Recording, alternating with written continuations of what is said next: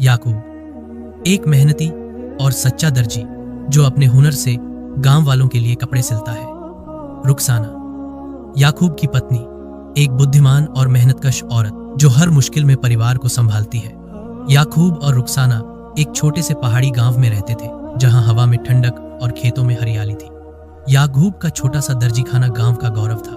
वह दिन रात मेहनत करके गांव वालों के लिए सुंदर कपड़े सिलता और रुखसाना घर संभालने के साथ साथ बच्चों को कहानियां सुनाती और उन्हें अच्छे संस्कार सिखाती। उनकी बेटी नूर उनकी आंखों का तारा थी जो अपनी पढ़ाई में हमेशा अव्वल रहती थी। एक दिन गांव में एक भयंकर आंधी आई। तेज हवाओं ने याकूब के दर्जीखाने की छत उड़ा दी और उसकी सिलाई मशीन बारिश में खराब हो गई। सारा कपड़ा भीग गया और याकूब का सारा माल बर्बाद हो गया। गांव के कुछ लोग उसका मजाक उड़ाने लगे। याकूब, अब क्या सिलोगे? तुम्हारा हुनर अब बेकार है। याकूब रात को अपने टूटे हुए दर्जीखाने में बैठकर सोचता, या अल्लाह, मैंने तो बस मेहनत और ईमानदारी से काम किया, यह मुसीबत क्यों? रुखसाना ने याकूब का हौसला बढ़ाया। उसने उससे कहा, याकूब, यह अल्लाह की मर्जी है, हमें उस पर भरोसा रखना होगा। मुश्किलें हमें और मजबूत बनाती हैं। उसने कुरान की एक आयत पढ़ी, अल्लाह किसी जान पर उसकी ताकत से ज्यादा बोझ नहीं डालता। सूरह बकरह आयत 286। रुखसाना की बातों ने याकूब के दिल में एक नई चिंगारी जलाई। रुखसाना ने हिम्मत नहीं हारी।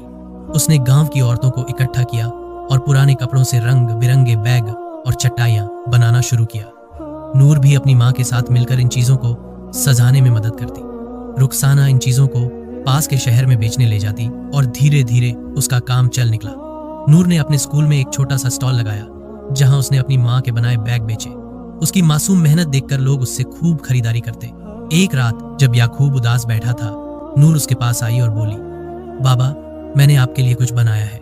उसने एक छोटा सा कपड़ा निकाला जिस पर उसने अपने हाथों से सब्र और मेहनत लिखा था। याकूब की आंखें नम हो गईं। उसने नूर को गले लगाया और कहा, तुमने मुझे याद दिलाया कि अल्लाह हमारी कोशिश कभी ज़ाया नहीं करता। याकूब ने गांव वालों से थोड़ी मदद मांगी और अपने दर्जीखाने की मरम्मत शुरू की।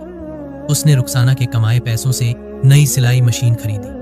उसने नई डिजाइन के कपड़े सिलने शुरू किए जो गांव और शहर में खूब पसंद किए गए। एक दिन शहर से एक बड़ा व्यापारी आया। उसने याकूब और रुखसाना की मेहनत की कहानी सुनी और उनके साथ मिलकर एक छोटा सा कारखाना खोलने का प्रस्ताव दिया।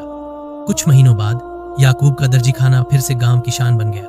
रुखसाना के बैग और चटाइयां अब दूर दूर तक मशहूर हो चुके थे।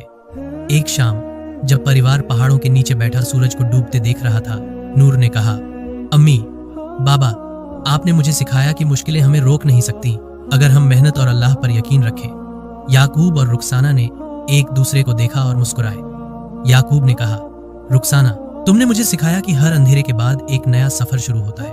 उस रात उन्होंने मिलकर नमाज पढ़ी और अल्लाह का शुक्र अदा किया। यह कहानी हमें सिखाती है कि मुश्किलें हमें तोड़ने नहीं बल्कि मजबूत बनाने आती हैं। सब्र, मेहनत और अल्लाह पर भरोसा हमें हर अंधेरे से निकालकर एक नए सफर की शुरुआत करा सकता है।